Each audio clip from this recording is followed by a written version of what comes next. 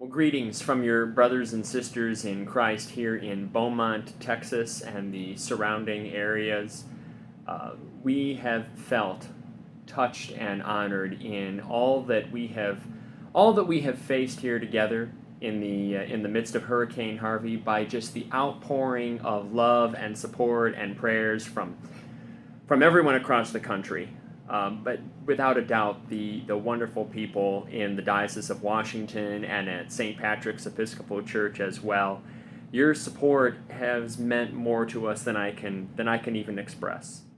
We were struck by a hurricane just a few weeks ago, and while some people will be in a position to be able to recover within a matter of weeks, for others it'll take months, for others it'll be years. FEMA is currently going through and doing the work of deciding which neighborhoods people can move back into and which neighborhoods are going to be completely unsalvageable. There are some stretches where as many as 400 houses in a neighborhood are being declared non-occupiable and will probably just be condemned. It, of course, wasn't just Beaumont itself that had been struck by this flooding.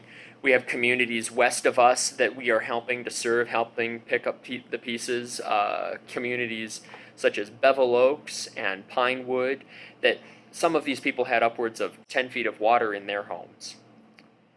We had communities southeast of us and east of us in Port Arthur and Port Neches and Orange. The Episcopal churches in those communities were much more devastatingly hit with the flooding and aren't in a position to be able to care for those in need around them, their own parishioners or their own neighbors around them. So much of the work that we're doing here at St. Stephens is helping those communities as well. As supplies have been coming in, we've been stationing them here in our church at St. Stephens so that they can be distributed to the people who need help in Orange and Port Arthur. And now, as they are working on doing cleanup, we are working on having space here for cleanup crews and for the money that will be coming this way so that we can distribute it to those in need in those communities as well. Episcopal Relief and Development describes their response to natural disasters as largely happening in 3 phases. One of those phases, the first one, is rescue. The second of those phases is relief, and the third phase is recovery.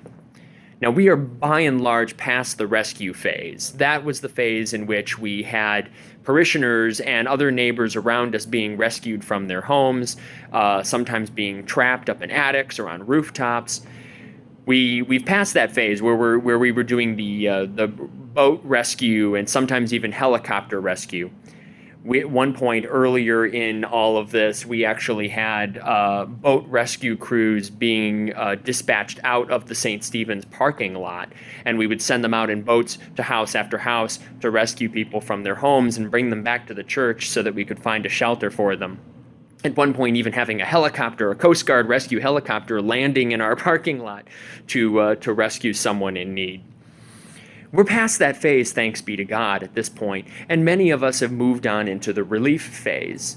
The relief phase was addressing the needs people have had in the community for access to clean food, clean water, clothing, medical supplies for babies, and especially when the early supply lines were all shut down and the grocery stores couldn't restock, it's been wonderful to have so many people in this community that have been able to serve the relief needs of those around us.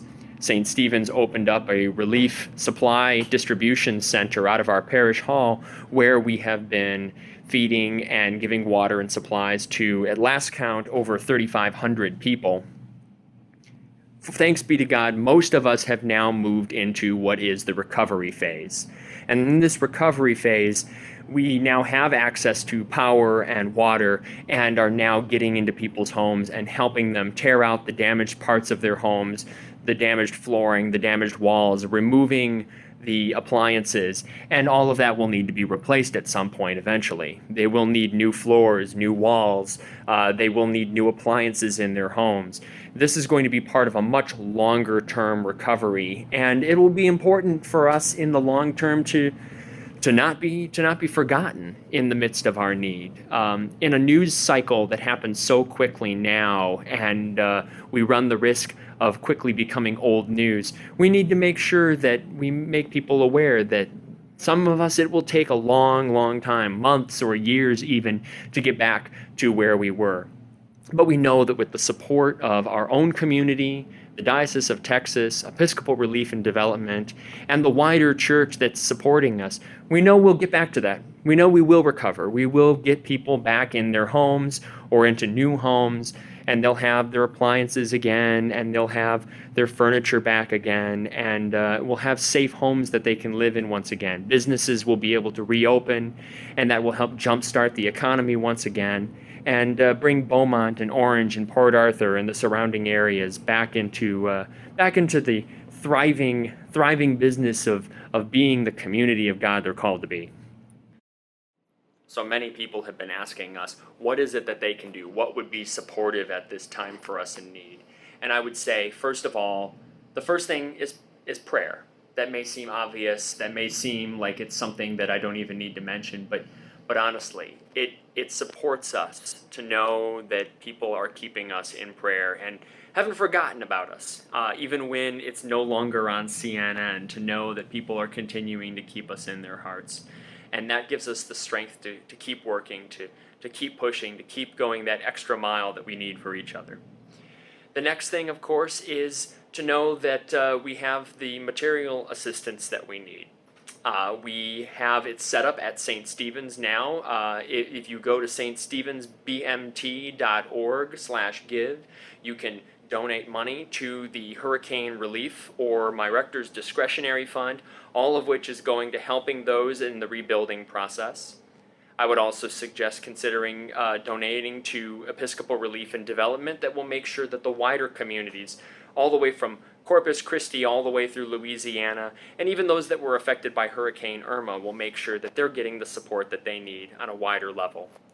If any people are interested in coming out to Texas and helping with recovery efforts, there certainly will be, in the weeks and months and years to come, a lot of need up ahead. And I would suggest one of the great places for coordinating that is going to crisiscleanup.org. Crisiscleanup.org is currently where a lot of people are listing the needs in the greater area, and cleanup crews are able to go and sign up to meet those needs. It tells you exactly what they're looking for, and if anybody has some spare time on their hands and is looking for a way to contribute, that would be a great way of doing that as well. In all things, I know you'll keep us in your thoughts and your prayers, and come up with inventive and creative ways to be there for us, as I know you have been time and time again. Thanks to you all, and thanks to the wonderful people of the Diocese of Washington and St. Patrick's Church. And thanks be to God. Thanks be to God for each and every one of you, for your love and for your support and prayers.